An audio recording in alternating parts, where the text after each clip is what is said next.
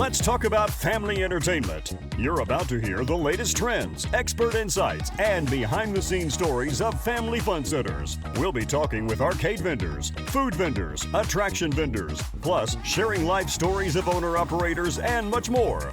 Stay tuned for engaging and informative content that will keep you coming back for more. And now, here's your host, Jeff Pierce of Atomic City Family Fun Center with the FEC World Podcast.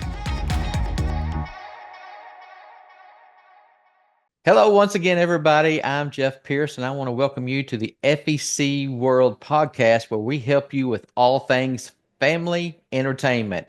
That's right. Family entertainment is the way to go. If you're thinking about getting into this business or already started a project, we're here for you and we want to help you out.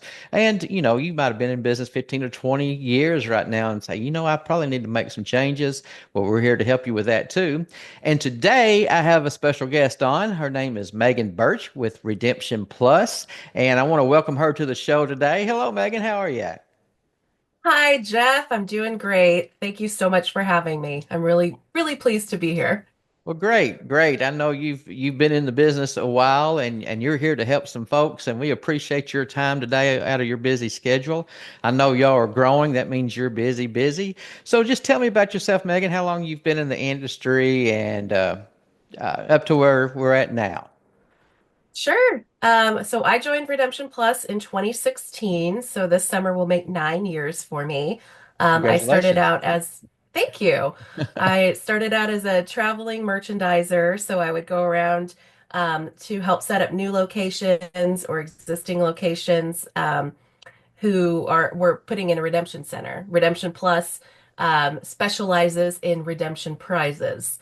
So I have been fortunate to spend time in literally hundreds of entertainment centers all across the US and Canada, helping people with their redemption program. So I love talking redemption. I've been able to learn so much. With all of that, as you mentioned, we've grown, we've expanded, my team has expanded. So I now oversee all aspects of merchandising, design, and training and education, all about redemption. Just a little bit of responsibility there, nothing to worry about, huh? just a little bit. Well, I'll tell you what, we're very proud of you. Charlotte and I, we when we got started, you were on our list to call. We got on Zoom calls, and you helped Atomic City big time, getting set up and showing us what we need to know about redemption because we knew nothing about it. So kind of tell us if someone's looking, they've purchased arcades, they've got some redemption arcades, and just let them know the process. If someone called you, say if I called you up, I didn't know anything about it, how would we start that relationship off, and how you can find out if I'm the person for you and you're the person for us? Sure. So, it really kind of depends where you're at in the process as to where you would want to come into our services. So we offer, as I mentioned, design. So if you're needing help designing your redemption center, whether it's a room or a counter or kind of a hybrid of both, we offer services for that. If you already have something set up, we are still happy to come in and we can help you with your initial planogram and merchandising strategy. So we would ask a lot about your business. What's your demographic? Who's coming in? What ages are you trying to service? Do you have a particular theme? We can try to match up product with your theme. We really want to know about what's going to be happening within your building so that we can best tailor your assortment plan for that. Who your audience is has a lot to do with what prizes will be chosen. If you're aiming for a younger crowd, maybe you have a soft play facility, trampoline park, something along those lines, we would want to tailor those prizes for younger crowd. But at the same time, if you're doing something that's trying to attract adults, date night, the teenagers and young adult crowd, that's a little bit different prize assortment. So we really want to find out who is going to be your audience to really set you up for success. Gotcha. I know you got plenty to choose from. When y'all come to our facility, did it seem like it was everything we had talked about, or did we miss anything? Because I'm just asking that just to help others so they won't miss anything whenever you arrive to their facility. Sure. So, no, I think you guys did a great job with your setup. It really depends on how many games you have as to what size of redemption space you're going to need.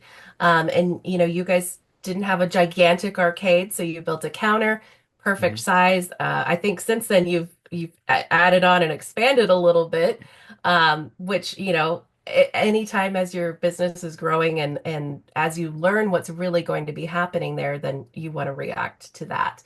But yeah, really it depends on how many games you have as to what sort of size space you'll need. We usually say if you've got about 25 games or less, that's about where you're going to want to do a counter. And then as your games start growing, then you can look at expanding into a room or some kind of hybrid situation.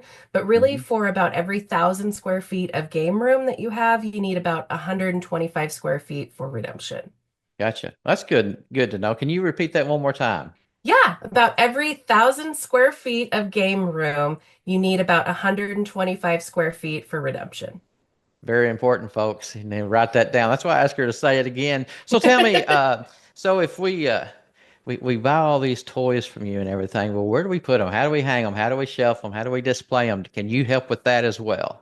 Yeah, absolutely. We can put together an entire merchandising plan that will instruct you where to put product for every space you have. So if you have slat wall, we'll plan that out. And then we also can provide the fixtures that you need for that, the shelving, the brackets, baskets, pegs, etc.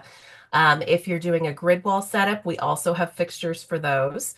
Oftentimes you'll see people do a counter or a wall and then do grid wall on top of that so that you can have your kind of basic prices down below and then up top you'll have your larger like oversized plush to really kind of create that exciting, almost carnival sort of feel to your redemption center. So we have all the supplies for that. We can plan out your bins, your showcases, your shelving, and then all of your games. You give us your game list and we'll tell you, okay, we're going to put this in this machine, this in this machine, and really just help you kind of tailor in on what you need for every space within the facility.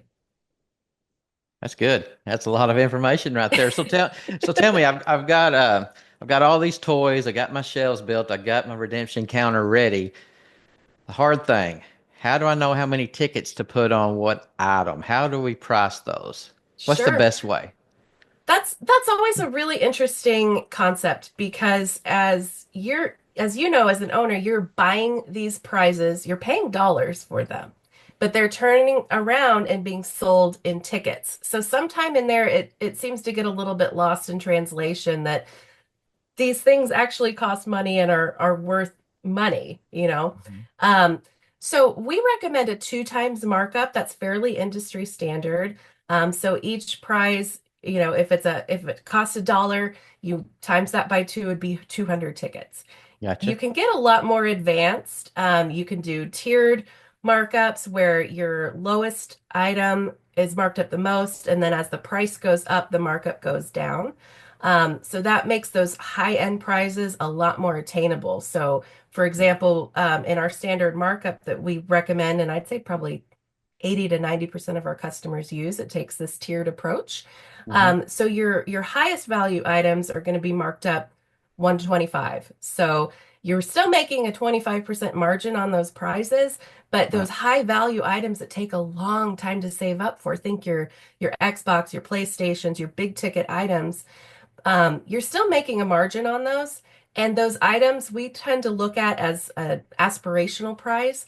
So that item sitting there on the shelf is motivating that guest to go in and add tickets or add play to their card to win more tickets. They Hmm. might give up before they save up enough for that prize, but it's still done its job.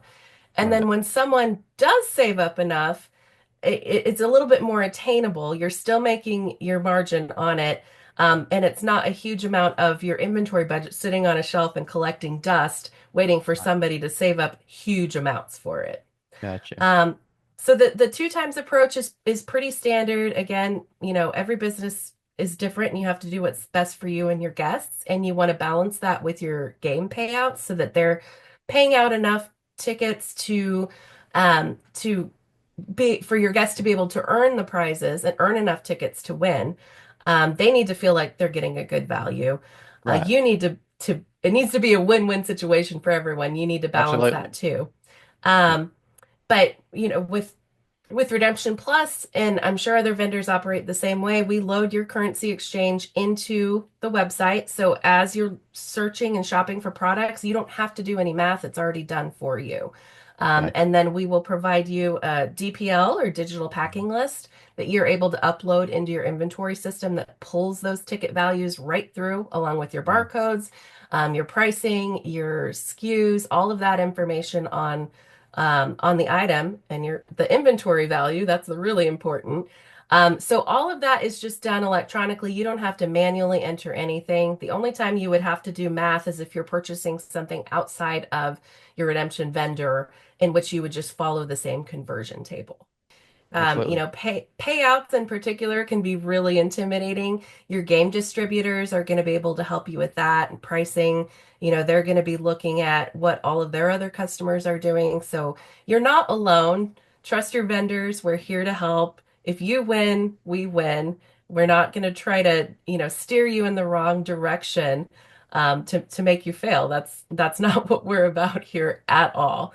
Right. And one thing I do really love about this industry is how willing everyone is to share and learn and help one another. Yes. So I'm sure, if you were to reach out to Jeff, he'd be just as happy to offer advice and help as we would be, as your other vendors would be. If you've gone to any industry event, everybody's so willing and open to help one another. So Mhm. lean on your peers, lean on your vendors. We're all here to help. See, and I appreciate you saying that, Megan, because several of these podcasts that's been brought up, and that's what makes this business fun. We're like one big family at a big family reunion. We have each other's back, and we are here to help everyone. So let's talk about this. Say if I've got a certain plush or a certain toy that shelf just isn't going down. Nobody's grabbing any of those items off of there. Give me some advice. How do I switch that out? Do I just put those away? Can I lower ticket prices? What's your recommendation on that?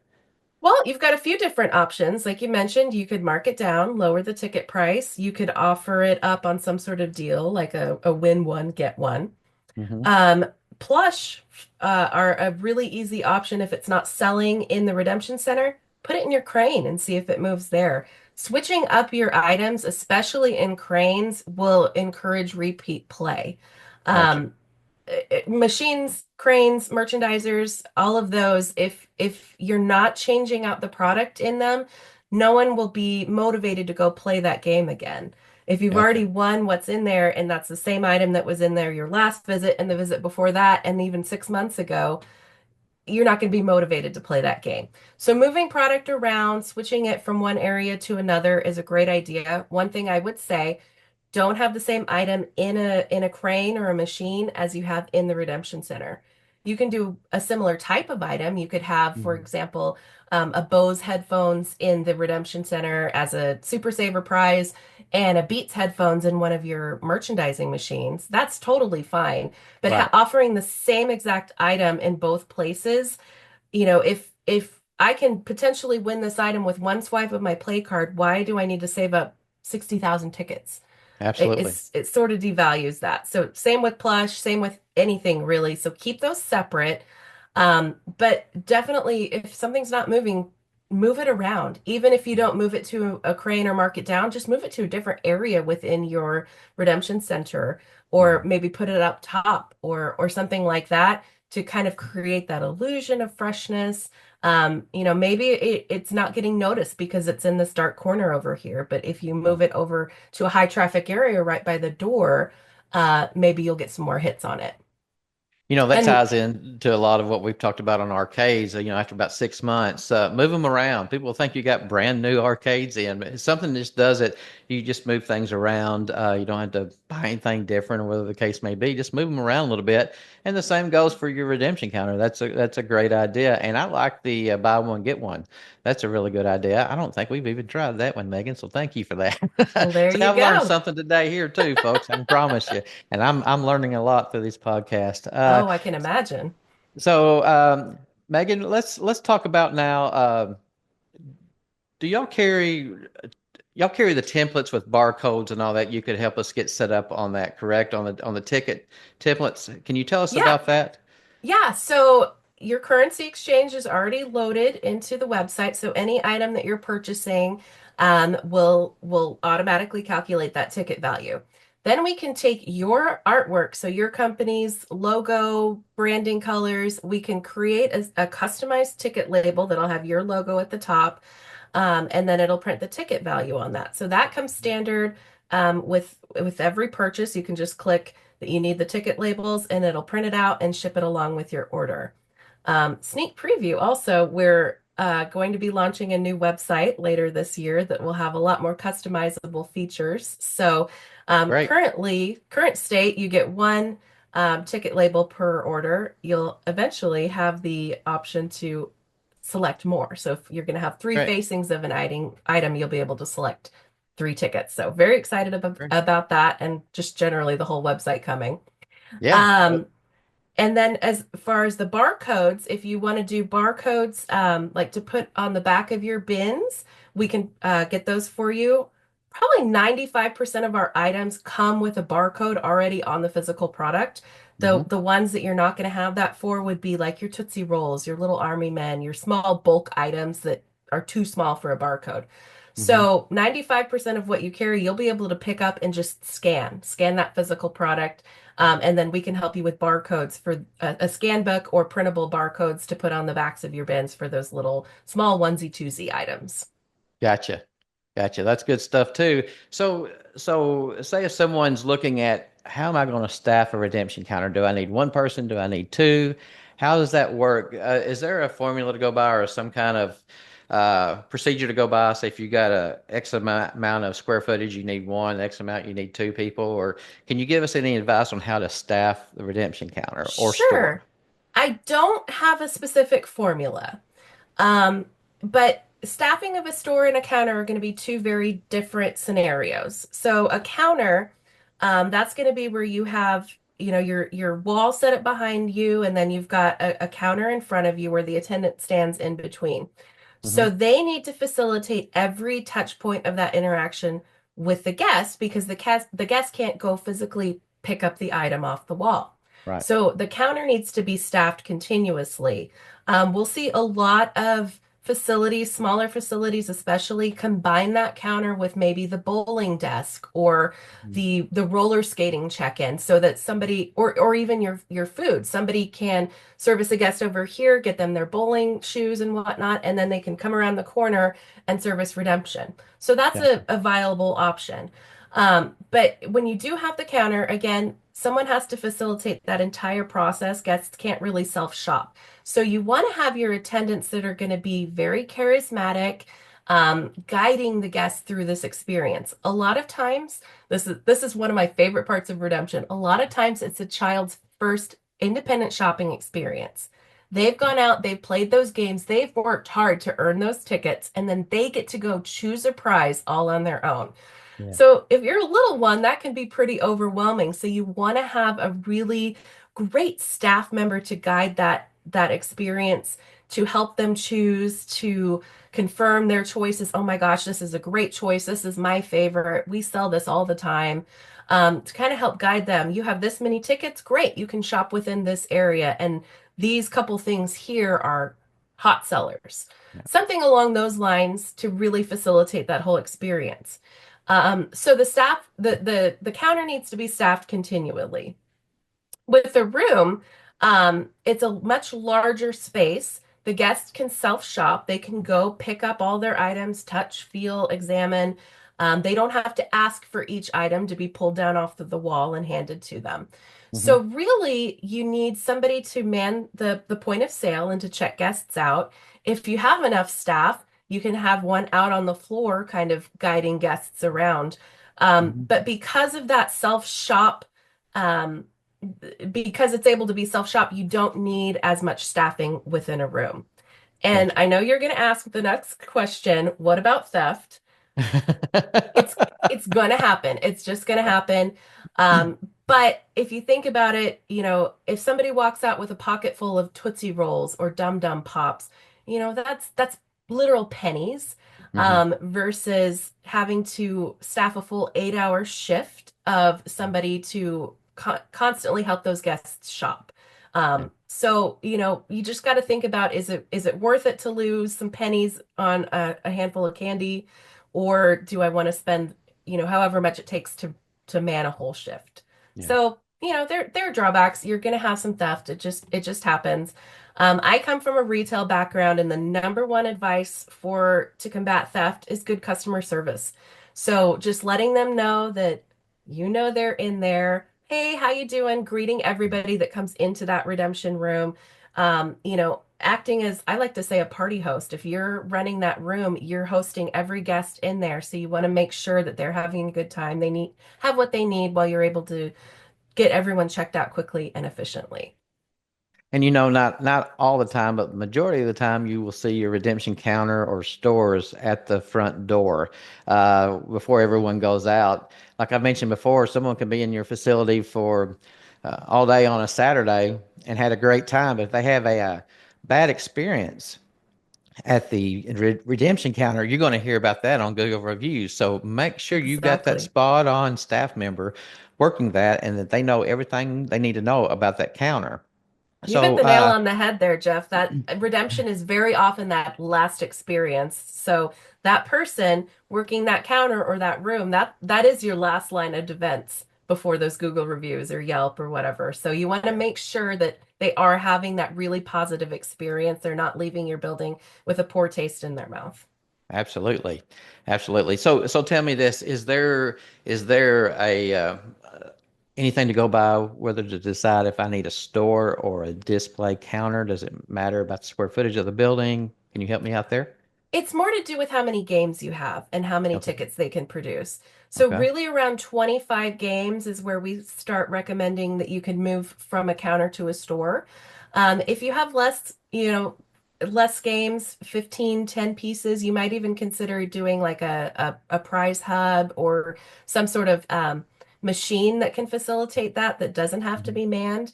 Gotcha. But if you're up to where you've got, 50, 60, 100 games, that's going to produce a lot of tickets. So you need a lot of prizes to be able to support that. Gotcha. If you've got, maybe a 4x8 piece of slat wall with 20 prizes on it, but you've got a, huge, I don't know, 75-piece game room, your guests are going to be earning more tickets than you can support with those prizes. So Gotcha. go by the games, how many games you're going to have. And then we'll see some facilities open with a smaller amount of games and then eventually expand. So if you know that you're going to expand, you could right up at the start move to a small room or kind of a hybrid where it's sort of a very small room with a counter setup. Hmm. We've worked with many customers who do something like that. But then have that mind to be able to expand later, or start small with a counter and then eventually build out a room as you add more games. Gotcha. Well, that's good stuff, Megan. So, before we leave, Megan, I got one more question for you, if you don't mind. Um, if there's one piece of advice you could give the listeners today, what would it be if they're starting out Mm, a facility? that's a really good one. Um, so I would say that you really need to, I'm going to give you a two-pronged Okay. answer here. First thing is with redemption, you need to keep it full. You want it to look good, lots of product, really full, because that guest, again, as we just discussed, that's the last experience. If they walk into, they played games, they've won a jackpot, they've had a great time, and dropped a good amount of money in your facility, and then they go to pick out their prize at the end, and it's all picked over and looks like Right. the day after Christmas at Macy's. Right. That's not a good look. That's what they're going to remember. And that's, next time mom has discretionary budget to spend, she might think twice about wanting to come back to your facility because the kids got upset at the end because they couldn't find a prize. Right. They felt like it was a ripoff. You don't ever want that situation to be happening. So keep Mhm. it really full, keep it stocked, keep the prizes enticing. My Yeah. other piece of that would be shop for who the guests are that are in your facility. I mentioned at the top, wanting to have the right demographic. Right. There's been many times when I'll walk into a facility, check out the Redemption Center. Oh, I can tell that this is a teenage boy who's really into anime because every prize they have is expensive. It's very, niche and focused, and they're forgetting the bulk of their guests. Mm. So shop for the many, not for the few. And then as you get open, you'll be able to look at your reports that come out of your point of sale system to show you like what ticket values are actually being redeemed. It's really Right. common to want to start out. We want an Xbox. We want all these high-end prizes, really expensive stuff. Those things take a long time to win, and that's going to be an extremely small percentage of the prizes actually being redeemed. Gotcha. So look at those reports, see where your ticket value sweet spots are. We've studied a lot of our customers' data and learned that about 80% of everything that's being redeemed is about 1,250 tickets or less. So Gotcha. if you're blowing your budget to have all these high-end prizes, but most of your guests are spending around 500 tickets, you're not servicing them well.